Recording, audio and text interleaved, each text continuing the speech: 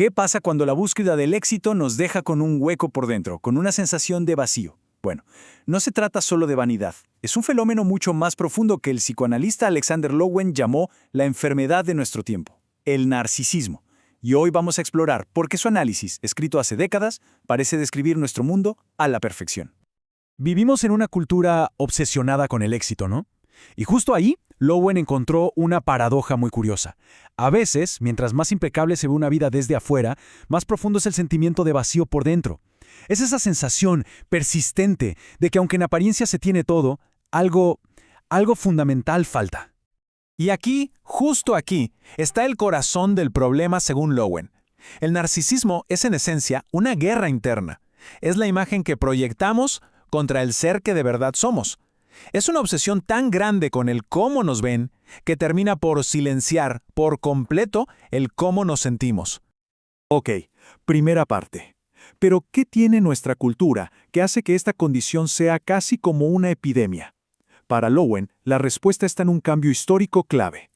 Miren, la comparación que hace Lowen es fascinante.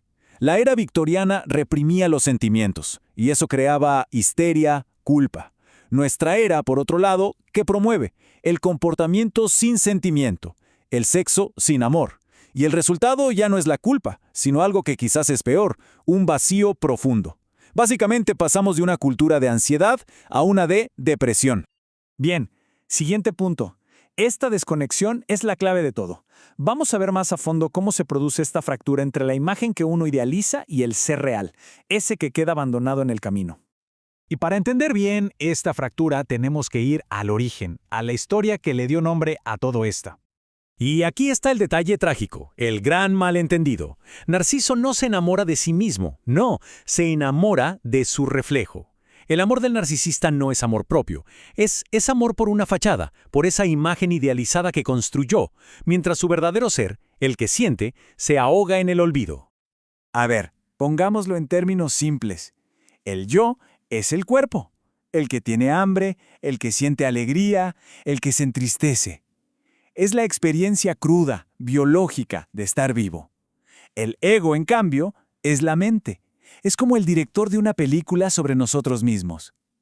En el narcisismo lo que pasa es que el director se olvida del actor real y se enamora perdidamente del personaje que creó para la pantalla. Y si buscamos una metáfora perfecta, la literatura nos la da. Dorian Gray.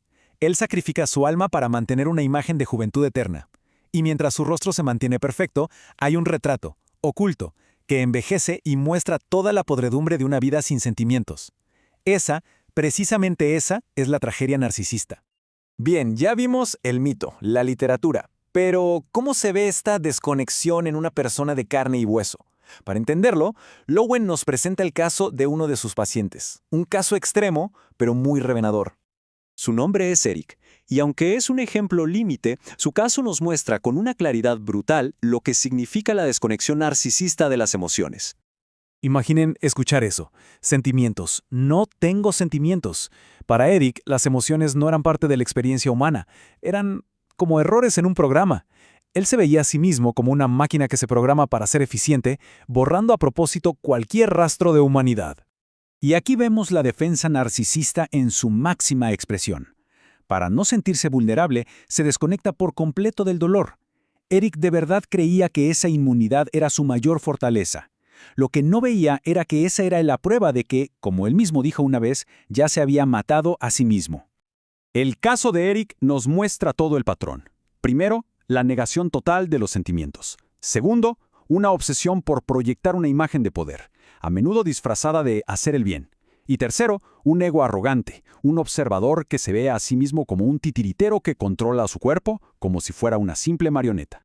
Pero, y esto es muy importante, no todo el narcisismo es tan extremo como el de Eric. Es clave entender que no es un interruptor de prendido y apagado, es un espectro que va de lo más o menos funcional a lo profundamente patológico. Y para entender mejor este espectro, Lowen lo dividió en 5 niveles, 5 tipos distintos, donde cada uno muestra una desconexión cada vez más grande con la realidad. Lo que vemos en este espectro es un deterioro que va avanzando. En el extremo más ligero, digamos, hay una preocupación por la imagen, sí, pero todavía hay contacto con los sentimientos. Pero a medida que nos movemos hacia la derecha, la grandiosidad se dispara, los sentimientos se apagan y la desconexión con la realidad se vuelve total.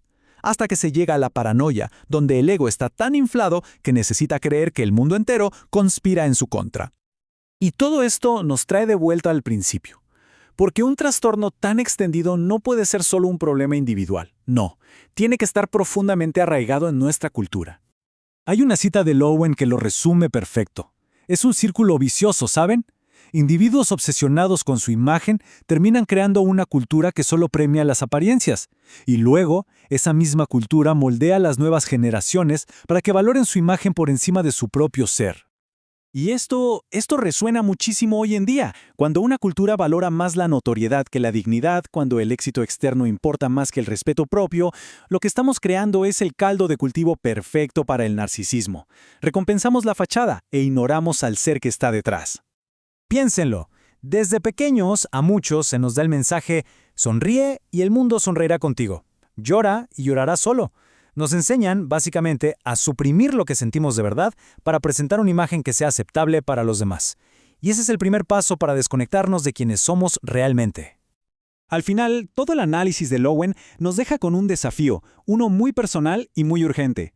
En un mundo que nos exige construir y pulir una imagen perfecta las 24 horas del día, la pregunta clave no es solo cómo podemos conectar con nuestro verdadero yo, sino si estamos dispuestos a arriesgar esa imagen para poder salvar a nuestro ser.